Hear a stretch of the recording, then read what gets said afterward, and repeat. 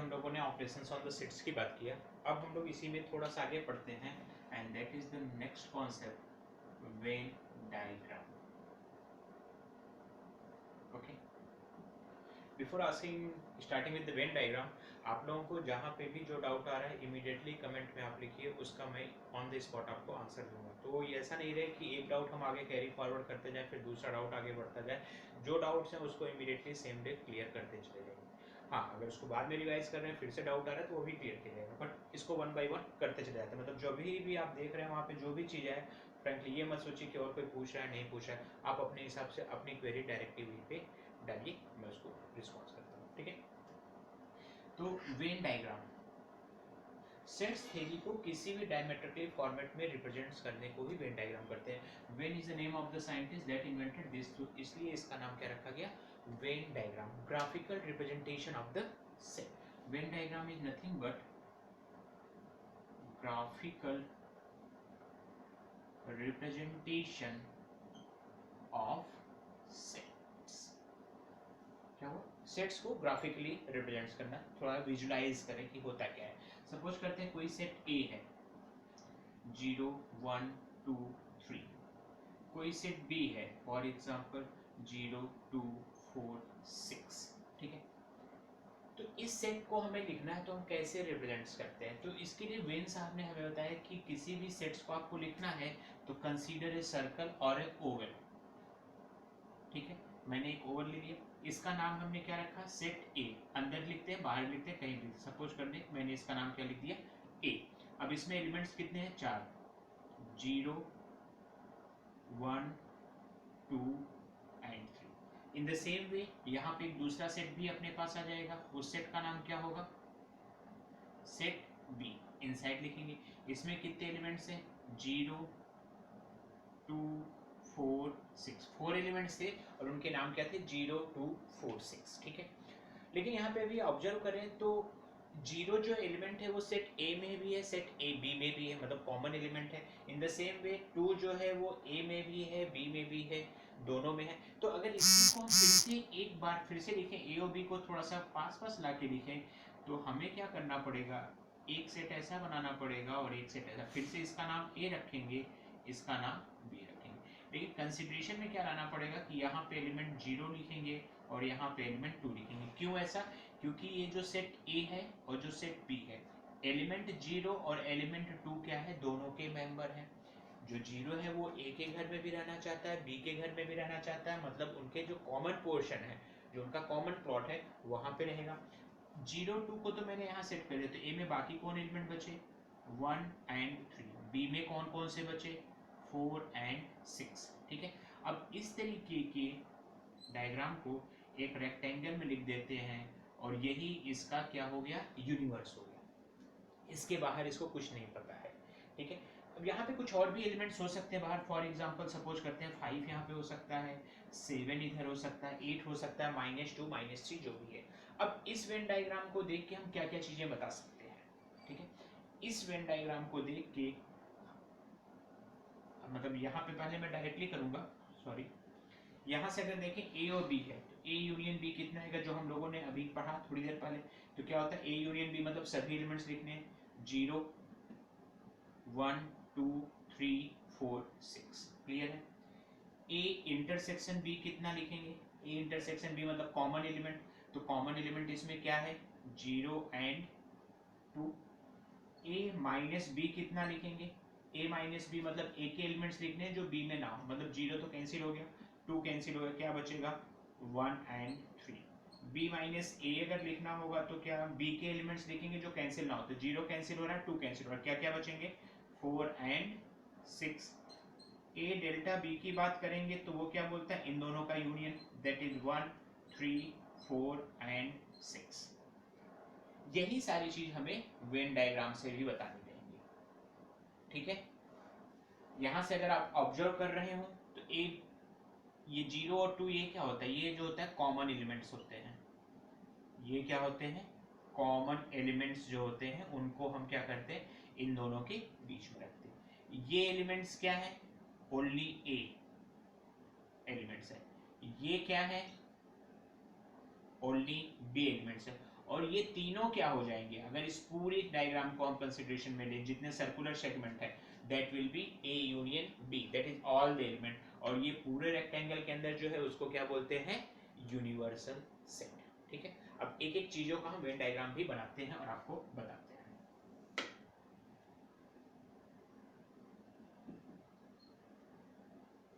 When diagram of A union B, simply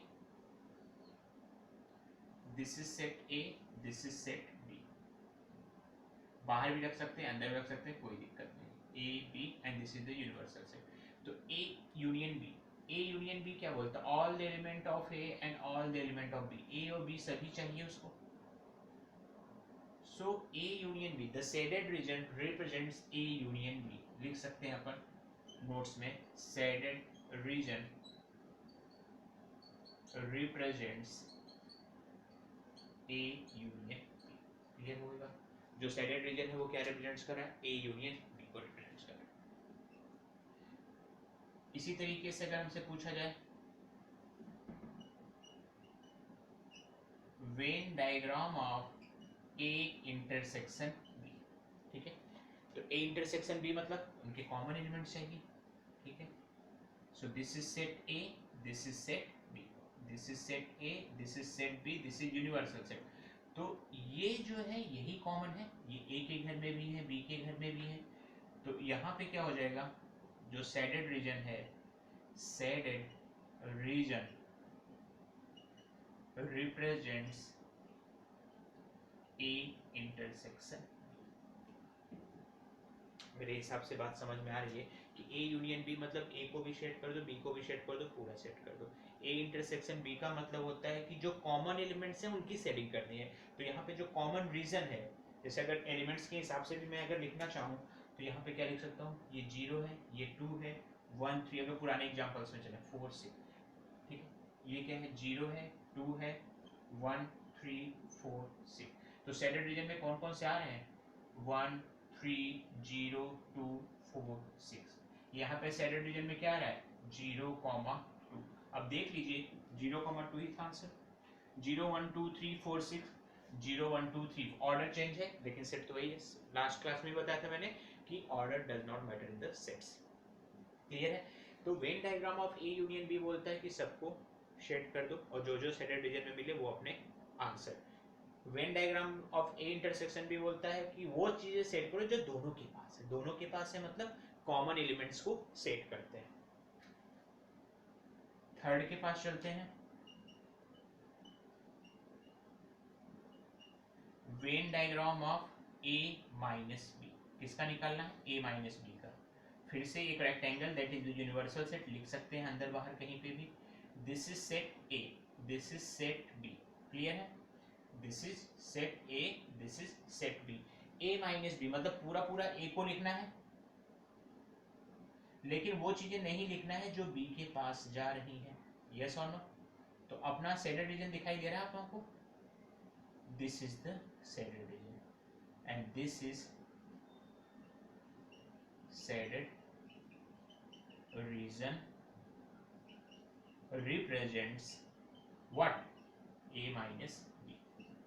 ठीक है, एक बार पहले इसको इतना एक्सप्लेन करता हूँ फिर उसके बाद आगे भी चलते हैं। वेन डायग्राम क्या था, Venn diagram is the graphical representation of the set. चीजों को ग्राफिकली देखना कि वो क्या है उसको वेन डायग्राम कहते हैं। वेन नाम is the name of the mathematician जिन्होंने इसके बारे में हमें बताया।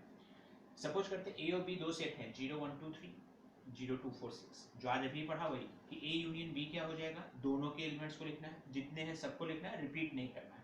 0 1 2 3 2 4 6, तो 2 पहले लिख चुका था तो नहीं लिखा, 4 6। इंटरसेक्शन मतलब क्या लिखना है, कॉमन एलिमेंट्स लिखने हैं। इसमें क्या होता है, कॉमन एलिमेंट्स लिखते हैं, इसमें क्या होता है, ऑल द एलिमेंट्स लिखते हैं। ठीक है, तो यहाँ पे क्या आ जाएगा, दोनों में कॉमन जो है ए minus B, A minus B में ए के एलिमेंट्स लिखने हैं जो बी में ना हो, तो 0 नहीं लिख सकते क्योंकि बी के पास है, 2 नहीं लिख सकते, मतलब एक तरीके से वो एलिमेंट्स लिखने हैं जो केवल ए में है। बी माइनस ए का मतलब बी के एलिमेंट्स लिखने हैं जो केवल बी में हो, ए वाले नहीं, क्योंकि 0 0 से कट गया, 2 2 से कट गया, तो बी 6, बी 6 क्या है, केवल बी के पास है, किसी और के पास नहीं है, तो वो क्या हो जाएगा, ओनली बी। ए डेल्टा बी क्या होता है, इन दोनों का यूनियन, मतलब वो लोगों को लेना है जो ओनली वन वाले हो। ओनली वन मतलब जो या तो ए के पास हो या केवल बी के पास, मतलब कॉमन लोगों को नहीं लेना है। ऐसे लोगों को मना करना है जो ए और बी दोनों के पास होते हैं, that is A delta B. बताया बेटा कि A minus B union B minus A को ए डेल्टा बी बोलते हैं। तो यहाँ पे जब वेन डायग्राम की बात हुई ए यूनियन बी की, तो ये सेट ए है, ये सेट बी है, सारे चीज़ों को उसी हिसाब से रिप्रेजेंट्स किया। तो यहाँ पे जो भी कॉमन रीजन है, मतलब जो भी शेडेड रीजन है, वो क्या रिप्रेजेंट्स करेगा, ए यूनियन बी। और शेडेड रीजन क्या होगा, all, not common, all the shaded reason.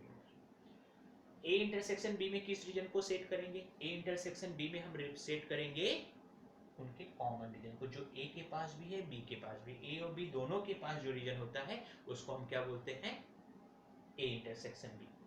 When diagram of A minus B, A minus B मतलब केवल ए वाला, एक्सक्लूसिव ए, जो केवल ए के पास ही मिले, किसी और के पास नहीं मिले, दैट इज ए। ये वाला एलिमेंट नहीं, क्योंकि ये तो ए के पास पहले बी के पास भी है, तो वो चीजें जो एकदम एंटीक पीस हो कि हाँ भाई ये केवल मेरे पास ही है, कहीं और नहीं मिलेगा, that is A minus B. अगर यही चीज बी माइनस ए निकालना है तो आगे मैं करके बताता हूँ कि बी माइनस ए कैसा होगा।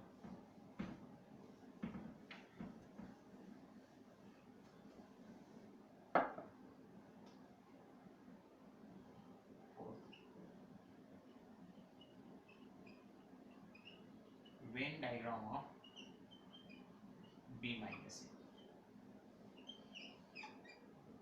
This is set A, this is set B. This is A, this is B. And this region will be shaded region represents set B minus A. क्योंकि ये वो एलिमेंट है जो केवल B के पास है। यहाँ पे क्या था, 0 2 1 3 4 6, तो यहाँ पे एलिमेंट्स में क्या आ जाएगा, 4 6। और देखोगे तो यही था अपना a माइनस बी। यहाँ पे देखते हैं a माइनस बी में क्या आ जाता है अपने पास 1 3, और यहाँ पे b माइनस ए में क्या गया 4 6। फिफ्थ अगर बात करें,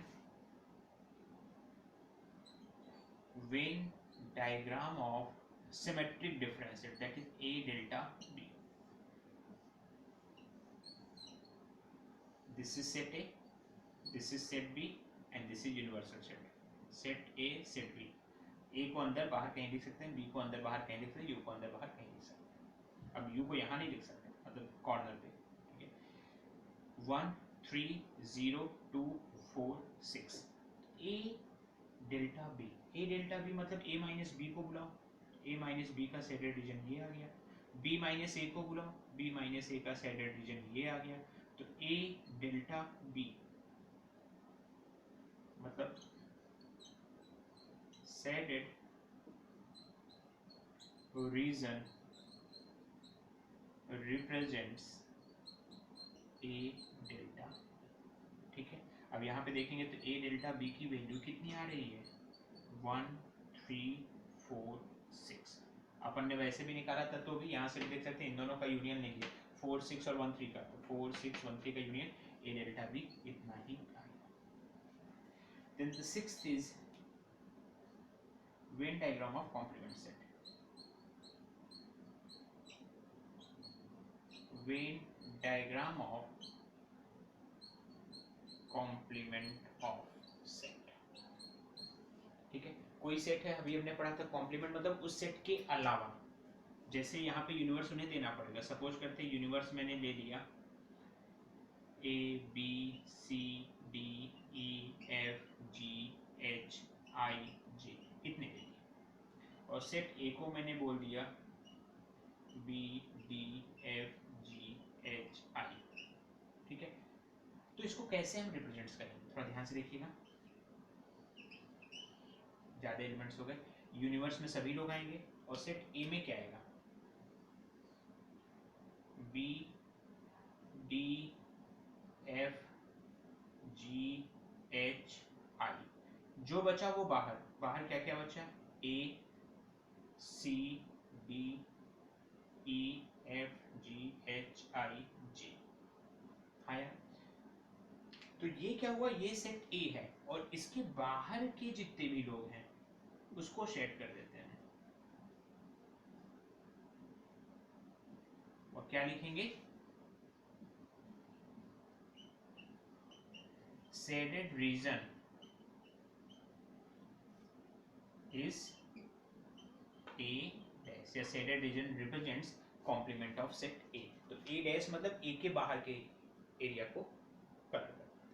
फिर से एक बार last time, A union B पूरे को कलर करना, शेड करना, A इंटरसेक्शन B उनके कॉमन रीजन को सेट करना, A minus B exclusive A को सेट करना, B माइनस से एक्सक्लूसिव B को सेट करना, A delta B exclusive A और एक्सक्लूसिव B दोनों को सेट करना, और A डैश का मतलब हुआ A के बाहर की चीज़ों को सेट करना। ठीक है, तो इस तरीके से हमें कोई भी क्वेश्चन दिया हो हम उसका वेन डायग्राम बना सकते हैं। क्लियर है? तो वेन डायग्राम दिया रहेगा, हमें इस तरीके से उनको वर्कआउट करना रहेगा।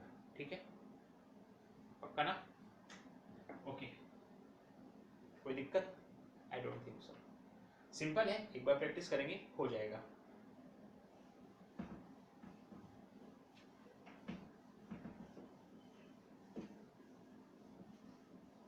प्रॉपर्टीज भी हैं कुछ कुछ, वो भी मैं बताऊंगा आपको।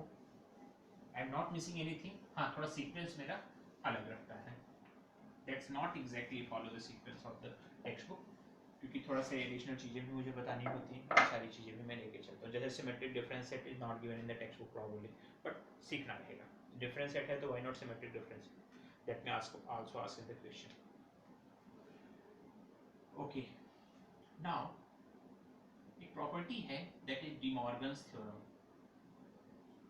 डी मॉर्गन्स थ्योरम,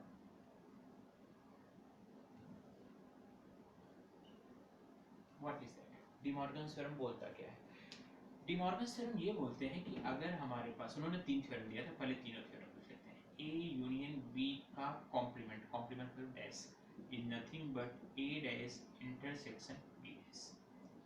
सेकंड उन्होंने बात किया A intersection B complement is nothing but A complement union B complement. Formula बहुत अच्छे से याद करेंगे, इससे काफ़ी क्वेश्चन बहुत आसानी से बन जाते हैं। और अगर हमने कॉम्प्लीमेंट का कॉम्प्लीमेंट लिया तो A आ जाता है। ठीक है, तो ये तीन चीज़ें उन्होंने हमें बताई डी मॉर्गन साहब ने, कि अगर हमने यूनियन का कॉम्प्लीमेंट लिया, कॉम्प्लीमेंट को कई बार C भी लिखा जाता है, C लिखना है अपन C भी लिख सकते हैं, आपके ऊपर है, कोई दिक्कत नहीं है। तो A यूनियन B का कॉम्प्लीमेंट पढ़ने में आसान होता है, डैश बोलने के बजाय A यूनियन B का कॉम्प्लीमेंट। A कॉम्प्लीमेंट इंटरसेक्शन मतलब यूनियन किस में कन्वर्ट हो जा रहा है? इंटरसेक्शन। सारी चीज़ें मैं बताऊंगा कैसे हुआ है, ऐसा नहीं कि नहीं बताऊंगा। यहाँ पे इंटरसेक्शन है तो वो यूनियन में कन्वर्ट हो जाएगा, और यहाँ पे दो बार कॉम्प्लीमेंट करेंगे। आपने शीर्षासन किया, फिर से एक बार और करेंगे तो फिर से खड़े हो जाएंगे 180 180 360। ठीक है ना, डायलॉग है ना, 3 3 6। तो A यूनियन B का complement, A complement intersection B complement. इसको वेरीफाई कैसे करें? चलिए इसका वेरिफिकेशन देख लेते हैं। वेन डायग्राम्स आप इसका प्रूफ भी कर सकते हैं, वैसे भी प्रूफ पॉसिबल है। तो वेरिफिकेशन में सपोज करते हैं A कोई एलिमेंट ले लिया मैंने, वही A B C D E। B कोई दूसरा सेट ले लिया, सारे वॉवल्स ले लेते हैं A E I O U। ठीक है, टू प्रूफ या to verify the first property, that is A union B complement is equal to A complement intersection B complement। ठीक है, तो इसका लेफ्ट हैंड साइड चले, पहले थोड़ा यहाँ से लिखते हैं left hand side. Left hand side क्या बोल रहा है? A यूनियन B का complement. A union B, A union B लिख सकता हूँ मैं। अच्छा, यहाँ पे यूनिवर्सल सेट भी देना रहेगा। यूनिवर्सल सेट मैं अपने से ले लेता हूँ, एग्जाम्पल थोड़ा चेंज करेंगे तो जेड तक जाएंगे, 26 एलिमेंट्स होंगे, थोड़ा सा कॉम्प्लिकेशन आएगा। थोड़ा सा एग्जाम्पल को आसान बनाते हैं। सपोज करते हैं universal set is 1 2 3 4 5 6 7 8 9 and 10। Set A is 1 3 5 7, set B is 2 3 5 8। That's it. To verify the first theorem, that is A union B complement is equal to A complement intersection B complement, तो इसका left hand side अगर अपन लेके चले,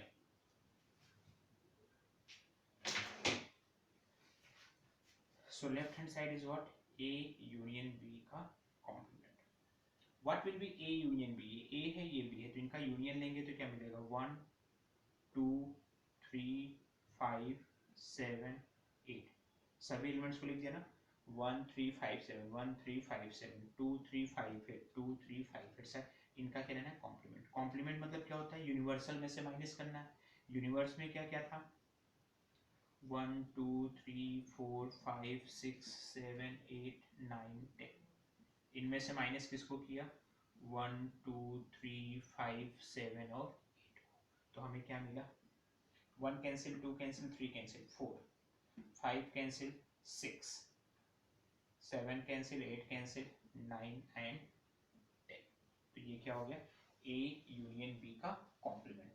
और RHS की अगर बात करें तो आरएचएस क्या बोल रहा है A complement intersection B complement. A का कॉम्प्लीमेंट ए क्या है 1 3 5 7, तो कॉम्प्लीमेंट क्या बोलेगा इसके अलावा 1 के अलावा 3 के अलावा 5 के अलावा 7 का सबको लिखेंगे, तो क्या लिखेंगे 2 4 6 8 9 10 इंटरसेक्शन बी कॉम्प्लीमेंट मतलब बी के अलावा सबको लिखेंगे, तो बी में क्या है 2 है 3 है, तो 2 नहीं लिखेंगे 3 नहीं लिखेंगे 4 5 भी नहीं लिखेंगे 6 7 8 भी नहीं लिखेंगे 9 एंड 10, और फिर क्या होगा दोनों का कॉमन, तो 2 है नहीं है 4 दोनों में दिखाई दे रहा है लिख लीजिए 6 दोनों में दिखाई दिया लिख लीजिए 9 दोनों में दिखाई दिया लिख लीजिए 10 दोनों, तो यहाँ से हमें क्या मिल गया LHS is equal to RHS मिल गया। तो अपनी थ्योरम प्रूफ हो गई कि नहीं प्रूफ हो गई, बिल्कुल प्रूफ हो गई, वेरीफाई हो गई, हाँ या ना। तो फर्स्ट थ्योरम वेरीफाइड। सेकंड इसी तरीके से करते हैं,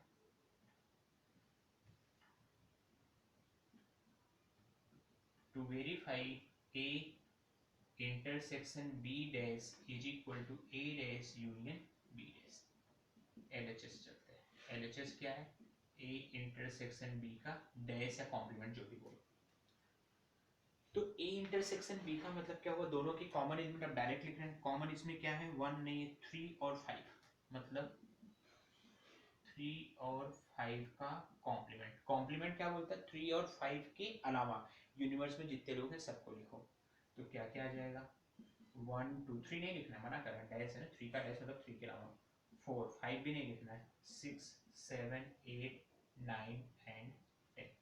इन द सेम वे अगर हम RHS की बात करें तो RHS क्या बोल रहा है A dash union B dash, तो A डैश मतलब क्या बोल रहा है A के अलावा, अभी थोड़ी देर पहले भी लिखा था A कॉम्प्लीमेंट B कॉम, तो A डैश का मतलब क्या है A के अलावा 1 3 5 7 के अलावा सबको लिखना है, तो कितना आ जाएगा 2 4 6 8 9 10, ठीक है।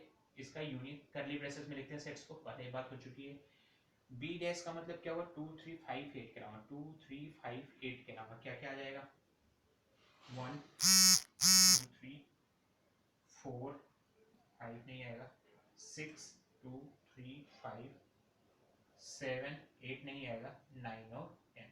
हमें क्या चाहिए दोनों के बीच क्या चाहिए यूनियन लगा हुआ, यूनियन मतलब ऑल द एलिमेंट, तो 2 4 6 8 9 10, और इधर से 1 4 ऑलरेडी आ चुका है 6 आ चुका है 7, ठीक है।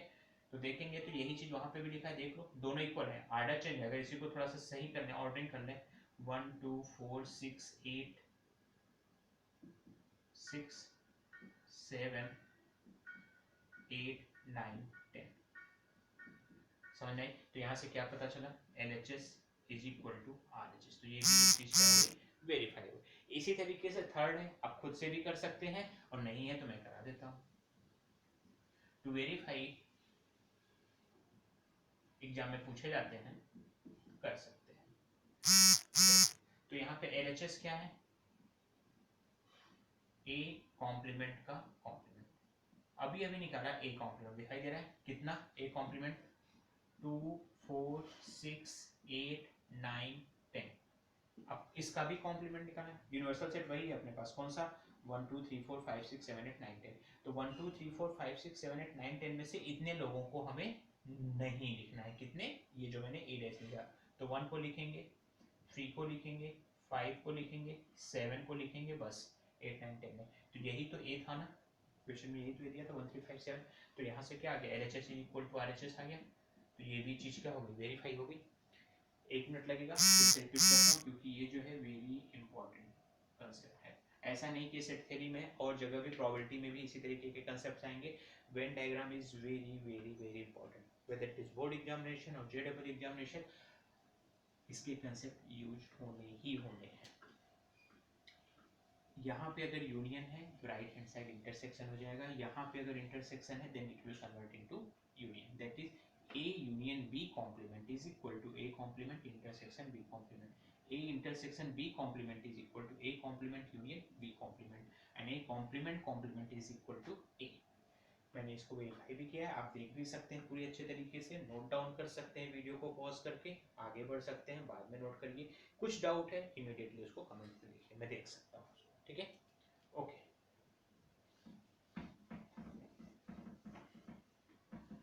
One topic is left, that is a language based question. वो अपन करते हैं, उसके लिए एक फॉर्मूला है वो सीखेंगे, but before that there are the question consisting of power sets. What is power set? What is power set? Power set is subset of, power set is set of all the subsets. मतलब कोई set दिया होगा A, उसके जितने subsets हैं उसका set, power set is set of all the subset of given set. एक set, दो सेट, तीन सेट, चार सेट, सेट 4 बार यूज हो गया, कंफ्यूज हो गए, कोई बात नहीं। उल्टा चलेंगे, कोई एक सेट दिया है, दिया हुआ क्वेश्चन में, उसका सबसेट लिख सकते हैं, लास्ट क्लास में बताया था, उस सभी सबसेट्स को एक सेट में लिख देंगे करली ब्रेसेस में, तो वही क्या बन जाएगा, पावर सेट। एक छोटा एग्जांपल लेते हैं, ए कोई सेट है जिसमें केवल 2 एलिमेंट है, ए कॉमा, तो सबसेट ऑफ ए कितना हो जाएगा, null set, set A, set B और ए कॉमा, 4 एलिमेंट्स हुए। हाँ यार, अब इन्हीं चारों एलिमेंट्स को तो यहाँ पे लिखेंगे पावर सेट ऑफ ए। ये 4 एलिमेंट हैं, पहला एलिमेंट, दूसरा एलिमेंट, तीसरा एलिमेंट और चौथा एलिमेंट, 1 2 3 4, इन चारों को एक सेट में लिखना। सेट में लिखना मतलब कर्ली ब्रेसेस बीच में कॉमा लगा के लिख दो, तो वो क्या हो जाता है, सबसेट। तो ये क्या हो गया, पावर सेट ऑफ। दूसरा एक एग्जांपल लेते हैं, एक सेट बी है जिसमें 3 एलिमेंट है, 1 2 3। लास्ट क्लास में भी एंडिंग में अपन ने सबसेट्स की बात की थी। तो यहाँ पे अगर देखेंगे तो सबसेट ऑफ बी, बी के सबसेट्स क्या क्या हो जाएंगे, null set, set 1, set 2, set 3। मैंने क्या बोला, पहले इंडिविजुअल लिखो, फिर एक एक को लिखो, फिर दो दो को लिखो, 1 2 1 3, 1 2 लिखा तो 2 1 नहीं आएगा, 1 2 1 3 2 3 और 1 2 3 सभी भी आ सकते हैं।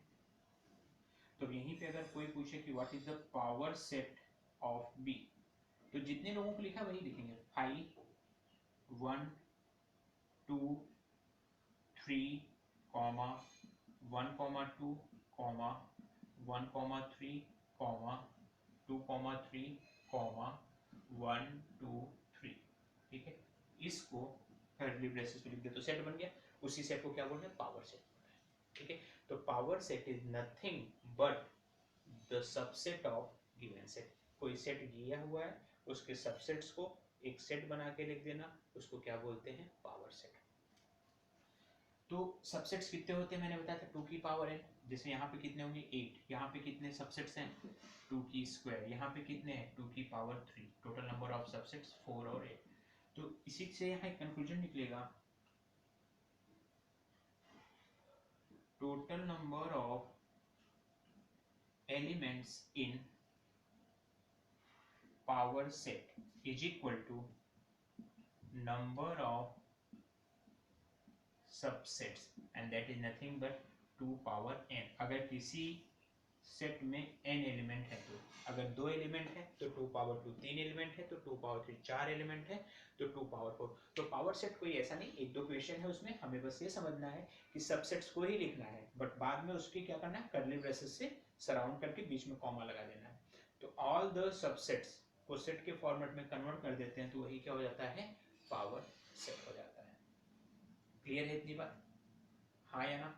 और पावर सेट में टोटल नंबर ऑफ एलिमेंट्स की बात करें तो टोटल नंबर ऑफ एलिमेंट्स कितने होते हैं, जितने टोटल सबसेट्स होते हैं, कितने, 2 की पावर n। ठीक है, एक और एग्जांपल्स लेता हूँ, इतना हो गया ना। 4 सेट का भी लेता हूँ तो एक बार अपने को प्रैक्टिस भी बन जाए कि अपन लिख पा रहे हैं कि नहीं। ठीक है,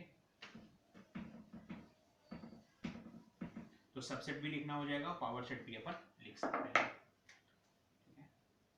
एग्जाम्पल 3 है, सपोज करते हैं एक सेट है जिसमें क्या लिखा, P Q R S T, 4 ही लेते हैं, 5 भी ले सकते हैं, 32 सबसेट्स होंगे।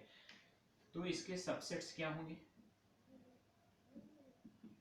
Null set, singleton P, single मतलब singleton, P Q R and S, then P Q, then P को उठाओ Q के साथ लिखो, P को, मैं सबसेट लिखने का तरीका भी डांस कर था, वही चीज फिर से रिपीट करो, P को Q के साथ, P को R के साथ, P को S के साथ, then Q R Q S R S।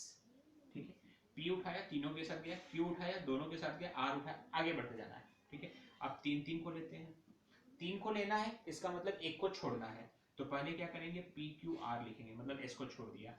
अगली बार में क्या लिखेंगे, R को छोड़ेंगे तो P Q S, तीसरे में Q को ड्रॉप करेंगे तो P R S, तीसरे में क्या करेंगे, P को ही ड्रॉप कर देंगे तो Q R S। समझ में आया? सिंगल लिखा, सॉरी नल सेट, फिर सिंगल सेट, फिर दो को लिखा, तो 2 को कैसे लिखते हैं, P लिखा, P Q P R P S, P से Q P से R P से S, Q से R Q से S, फिर R से S। क्लियर हो गया? जब हमें 3 का सबसेट लिखना है तो क्या करते हैं, 2 को उठाओ, कैसे लिखेंगे, उसके लिए एक को छोड़ते जाओ, तो पहले S को छोड़ दिया तो क्या बचा, P Q R, फिर R को छोड़ दिया तो क्या बचा, P Q S, फिर Q को छोड़ दिया तो क्या बचा, P R S, फिर P को छोड़ दिया तो क्या बचा, Q R S, और एक लास्ट में क्या आ जाएगा, चारों एलिमेंट्स आ जाएंगे P Q R and S। ठीक है, तो यहाँ पे कोई पूछ ले कि टोटल नंबर ऑफ सबसेट्स कितने हैं, तो इनके भी आप बता सकते हो, डायरेक्टली बोल सकते हैं 2 पावर 4 दैट इज 16।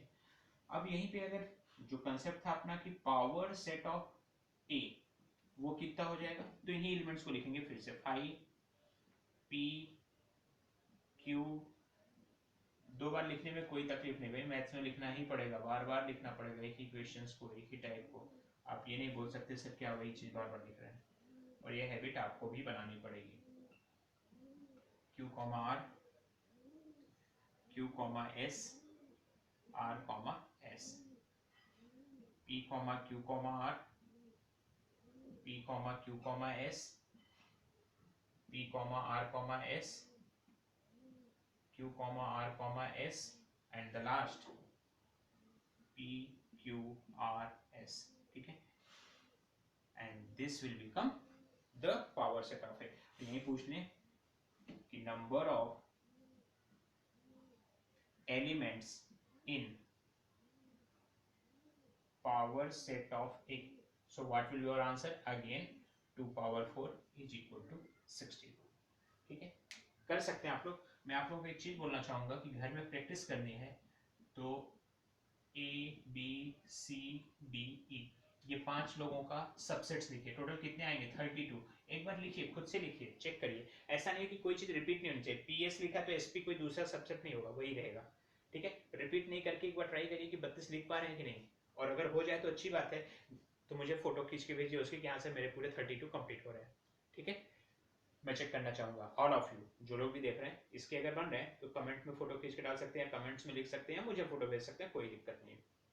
तो इस तरीके से हमने क्या सीखा, पावर सेट्स की बात अपनी हुई है। पावर सेट मतलब set of all the subsets of given set, कोई सेट दिया उसके सबसेट्स लिख देते हैं, उसका सेट बना देते हैं, that is the power set. उसमें कितने एलिमेंट होंगे, जितने सबसेट्स, नल सेट से लेके टोटल कंप्लीट सेट तक। ठीक है, तो इस तरीके से हमें हमारा आज का जो सेट थ्योरी का कंसेप्ट था वो क्लियर हुआ। अगर इसको आपने ध्यान से देखा होगा तो सारी चीजें समझ में आएंगे। नेक्स्ट लेक्चर में हम लोग आएंगे इंटरवल्स लेके, क्या इंटरवल, इंटरवल भी कई तरीके के होते हैं, open interval, close interval, semi open, semi close, तो वो सारे इंटरवल को हम लोग देखेंगे। और उसके बाद एक लास्ट प्रॉपर्टी जो होती है, जो जिससे हम लैंग्वेज बेस्ड क्वेश्चन सॉल्व करते हैं सेट थ्योरी के, वो तो next will be the most important topics, उसी से ज्यादातर क्वेश्चन बनेंगे, बट हाँ इनके यूज से ही वो क्वेश्चन भी हम सॉल्व कर पाते हैं। तो इसमें कहीं पे भी कोई दिक्कत हो तो एक बार आप लोग इसको रिवाइंड करके फिर से पूरा प्रॉपरली देख सकते हैं और नेक्स्ट लेक्चर को कंटिन्यू करेंगे। ओके।